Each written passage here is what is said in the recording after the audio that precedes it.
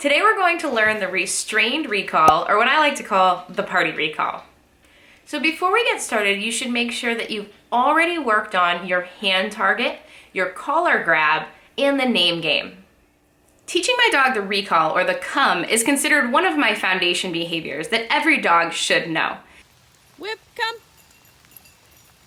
Good girl. Good girl. You can use your come when your dog is off leash or even on a leash and something is distracting it. You want a dog who's really excited to come to you no matter what else is happening. It's really a safety issue that you can address when your puppy's really young, or you can start right away with a new dog that you've just gotten, even if they're an adult. Training the restrained recall, or the party recall, is all about creating a conditioned emotional response in your dog's brain so that when they hear that recall word, they want to get to you as quickly as possible. And that's what we're looking for. A dog that hears their recall word, their word, whether it be come or here or now or whatever it is, and bolts at you because they know that awesome things happen when they come to you. Dogs are typically intrinsically motivated to chase you, so you need to be really fun when you're playing this game with your dog. You want your dog to associate fun and exciting things with you and coming to you.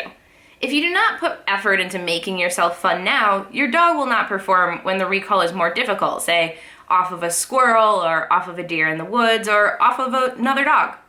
Receiving the food or the toy reward at the end of this recall should just be a bonus. The real fun is getting to play with you.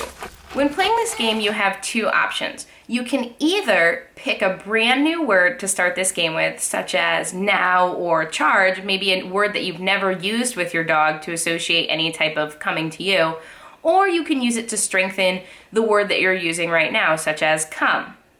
One word of caution is that if you've been using come and your dog has been ignoring it, it's time to pick a new word. I like to use charge, but you can pick whatever makes sense for you and that you'll remember in an emergency.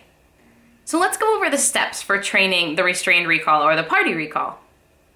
First, you're going to cut up 20 pieces of food that your dog doesn't typically get. Some good examples are steak, liverwurst, microwave frozen meatballs, cheese, or a spoonful of mashed potatoes or raw meat. A very valuable tug can also be used. This toy must make your dog incredibly excited, and you must have already built value for the toy over time. This is not a toy that you leave around the house. When I first got my puppy Whip, she had a terrible recall. She was fiercely independent and she always loved to wander off. So I used this recall system to create a really strong recall for my dog. I used steak and mashed potatoes because those are the things that she loved, and I practiced these restrained recalls every single day in lots of environments. To start practicing this recall, you're going to have a friend hold your dog for you. You want them to hold your dog around the chest facing you, not by the collar so that they're straining against the collar. You really want to restrain them around the chest. If you don't have a friend to help, put your dog on a long line and wrap that line around a tree or fence post and back to you. Your dog should be in harness on a back clip harness for this game. This way you can hold your dog back with the rope, drop the line as soon as you call the dog, and they should come running. When setting up for this recall, we want to face side on to the dog, or perpendicular to them. Facing straight on to your dog can be intimidating for a lot of dogs, but standing with your side to them invites them to come with you. The reward that you cut up before the session should be in your offhand, or the hand furthest away from your dog. You don't want your dog to see the reward in your hand. It's a secondary to chasing you. The party starts when your dog starts chasing you and continues when the food reward or the tug comes out. Next, you will call your dog's name and then use your recall word. You need to do this in a really exciting way and before you start running. This is really important for steps down the line when you're no longer going to be running when you call your dog. So I would turn side onto my dog and say, "Jake, now!" and then start running. The person who is holding your dog should wait for you to run a few steps so the dog is trying to get away from them, slightly frustrated, and then they'll release the dog. As soon as your dog is a few steps from you, stop running, get low to the ground, and begin to praise and feed your dog. It is important that you tell your dog they are the best thing in the entire world and make a fuss over them for the full 20 or 30 seconds. You should time it because it's a long time. While you're feeding, grab your dog's collar so they're used to this part of the recall. Do not feed all the pieces of treats at once. You want to feed them one at a time, slowly, while you praise your dog. 10 to 15 pieces of food can easily last 20 seconds if you're making a big deal about it. If you run out of things to say to your dog, start singing happy birthday to them. If you're using a tug instead of food, really get your dog excited. Push on them and make tugging with you the best play they've ever gotten. Once you've run out of cookies or finished your tug game, say all done and disengage from the dog. Once you've spent a couple weeks practicing the restrained recall, you can practice the unrestrained recall.